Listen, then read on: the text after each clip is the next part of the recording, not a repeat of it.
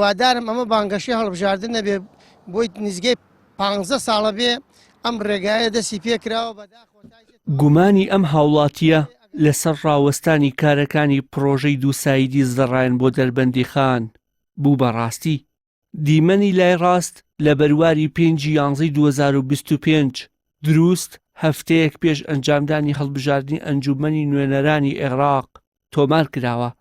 دەردەکەوێت تەواوی ئامێرەکانی کۆمپانیای جێبەجەکاری دووسایدی میرەدێ بۆ دەربەندیخان لە کاردان.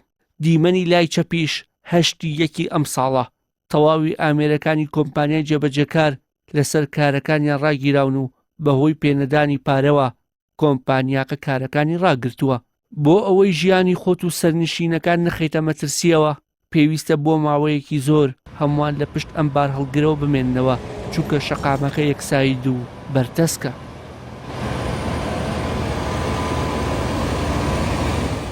گرنگە لە نان و ئاو گرنگترە، یعنی حساوکە نان و ئاو لە بەعزە شوێنە دەستەکەوێ بەس ئەم جادە چونکە پێڵێن جادەی مەرگ زۆر زۆر گرنگە بۆ هەموو کەسێک. ڕێگای دوو مەرزی لەسرە ئەمجا بەغا و کوردستانە وەسێ بە یەکەوە زۆر زۆر گرنگە. ئەرە وەڵاوەتەوە ئامێر وەساو لەبەر بێپارەی و بوجان بۆ سەرف ناکەن و تەواو ئاوای. ڕێگاکە لە زەڕایەنەوە بۆ دەربەندیخان 25 کیلۆمەترە. بڕیارە بە دوو قۆناغ تەواو بکرێت. قۆناغی یەکەم زەڕایەن بۆ چنارەیە، مەوداکەی 14 کیلۆمەترە، بەڵام 3 ساڵە کۆمپانیا ئێرانیەکە پرۆژەکە و هەرێمیشی جێهێشتووە و تەنیا 10 کیلۆمەتر ڕێگاکەی تەواو کردووە. ئەوەی دەمێنێتەوە 11 کیلۆمەترەکەی ترە.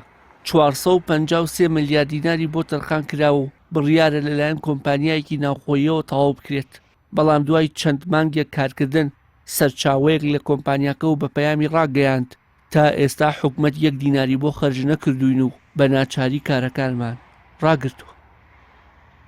زۆر زەرورە بە هاوڵاتی ئەم وڵاتە لەوە زیاتری پێویستە کە ئەمانە ئەیکەن. ئەمە شتێکی سەرەتاییە، خەڵک داوای جادەیەکە کاکە بۆ ئەوەی تووشی ئەشکالێک نەبێ. ئەمە عامە و دەستخۆشیش لەو کەسانەیەکەم کە خەریکی ئەبن. وڵایی داوا لە حکوومەتی هەرێمەکەین هەرچەند حکوومەت نەماوە خۆمان تاکێکی لەوانە کە حکوومەتمان ڕاگرێت داوایان لەکەین پارەکەیان بۆ سەرف بکرێت و جادەکە بکرێتەوە سەرخۆی و تەواوی تر خوار ئەوەیە هاوڵاتی هەر داوای ئەوەکە. ئەم جادە هەتازوو کرێکەمە هەر بێ بکری لەبەرەوە خەساری ڕۆحی و مادی تووشی خەڵک نوێت. اینجا شکر حکوومەتی هەرێم دەوڵەمەنە ئەر پارێکیش سەربکە وا بزانە بۆ عامە هەر بۆ یەک و دوو نییە بۆ هەموو کەسێکە ڕێکە باشترێ خەڵکەکە خەساری مادی و ڕۆحی کەمترێ ئیشەکە باشترێ خەڵک ئیشوکاری ڕۆژانەی باشتر هەڵەسێوەداچ پێش هەڵباردن ماڵە ماڵە گەڕان و ئەو کاکە و هاتان بۆکەین و قسەی بری قوباخ و ئەمەتان بۆکەین کە ئەگەیە ئەوە ساتە ئیساتە خۆیان کێشاتۆ بچۆ بۆڵیان خۆیان نەکەنە خەوتی لە ئەو عالەمە. ئەوان لەو میلەتە پێگاتینە، ئەوان حسابە کوڕی ئەو میلەتەن، ئێمە ئەوانمان پێگەیانن. ئەوان بەراوە جوودێ پێڵا و لاستیق هات نەخوار و هیچ تەوای خۆیانە و زەرورە ئەم جادە زۆر زەرورە ئیمڕۆ بکرێت لە بیانی باشترە، دوو بیانی بکرێت سێ بیانی باشترە، هەتا زوو بکرێت خەساری ڕۆحی مادی کەمترێت. پەیام زانیوێتی کۆمپانیای جێبەجەکار بەبڕی 40 ملیار دینار ئیشی لە ڕێگاکە کردووە، بەڵام حکوومەت 1 دیناری تا ئێستا بۆ خەرج نەکردووە.